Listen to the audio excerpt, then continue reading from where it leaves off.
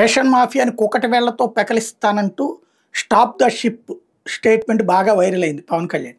అదే సందర్భంలో seize the ship కాస్త ఇప్పుడు డోంట్ స్టాప్ ద షిప్ అంటూ ఏమైందంటూ సాక్షి ఒక కథనాన్ని రాసుకొచ్చింది.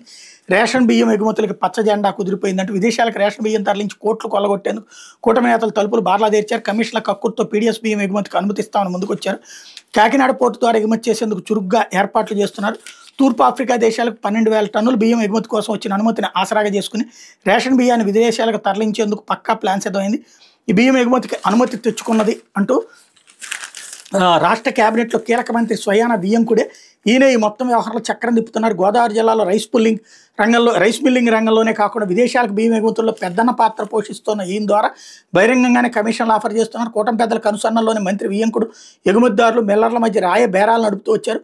పై స్థాయిలో ఎటువంటి ఇబ్బంది లేకుండా అంతా తాను చూసుకుంటానని టన్నుకు 2,000 చెల్లిస్తే రాజమార్గంలో కాకినాడ పోర్టు నుంచి ఏ దేశానికైనా ఎగుమతి చేసుకుని లైన్ క్లియర్ చేస్తానని బంపర్ ఆఫర్ ఇచ్చారు.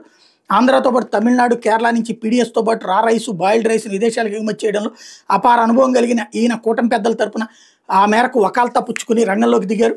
కొద్ది రోజుల క్రితం కాకినాడలో ఒక స్టార్ హోటల్ ఎగుమతిదారులతో సమావేశం హామీ ఇచ్చారు. అయితే బియ్యం ఎగుమతుల్లో దేశంలో నెంబర్ 1గా ఉన్న కాకినాడ పోర్టును దెబ్బతీసి ఇప్పుడు పీడీఎస్ ఎగుమతులకు అనుమతిస్తామంటే ఎలా అని ఎగుమతిదారులు నాటి సమావేశంలో వ్యతిరేకించారు. రెండో దఫా భేటీలో టన్ను కమిషన్ 1,500 రూపాయలకి తగ్గించిన ఎగుమతిదారులు ఏ విషయం తేల్చకపోవడంతో మంత్రి వియ్యంకుడు మలివిడత రైస్ మిల్లర్తో చర్చలు జరిపారు. ప్రభుత్వం వైపు నుంచి ప్రతిబంధకాలు ఎదుర్కోకుండా చూసుకుంటామని, పీడీఎస్ బియ్యం గోడౌన్లో నిల్వ చేసిన యంత్రాంగం నుంచి ఎటువంటి తనిఖీలు, దాడులు లేకుండా చూస్తామని భరోసా ఇచ్చారు. పీడీఎస్ బియ్యం ఎగుమతిపై తేల్చి చెప్పేందుకు మిల్లర్లకు ఇచ్చిన గడువు ఏప్రిల్ 20వ తేదీతో ముగిసింది. అయితే వాళ్ళ నుంచి ప్రతిస్పందన లేకపోవడంతో ప్లాన్ బి తెర మీదకి తీసుకొచ్చారు. తూర్పుగోదావరి జిల్లా బెక్కమూల మండలం కొమరిపాలెంకి చెందిన ఒక బడా మిల్లర్ను పీడీఎస్ బియ్యం సేకరించే బాధ్యతను అప్పగించారు. ఆ మిల్లర్ ఇతర మిల్లర్తో మాట్లాడుకుని పీడీఎస్ బియ్యాన్ని కాకినాడ పోర్టు గోడౌన్ వరకు చేర్చే ఒప్పందం కుదుర్చుకున్నారు.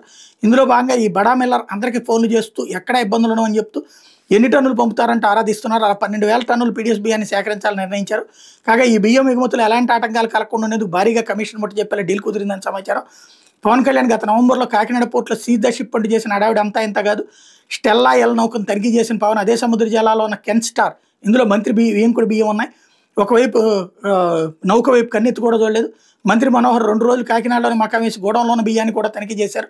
నాడు ఇంతగా గగ్గోలు పెట్టిన ఇదే చంద్రబాబు పవన్ కళ్యాణ్ ఇప్పుడు కమిషన్ల కోసం పీడీఎస్ బియ్యం ఎగుమతికి బేరాసారాలు నడపడం సిగ్గుచేటని విమర్శలు వస్తున్నాయి అన్నటువంటి వార్తని హైలైట్ చేసింది.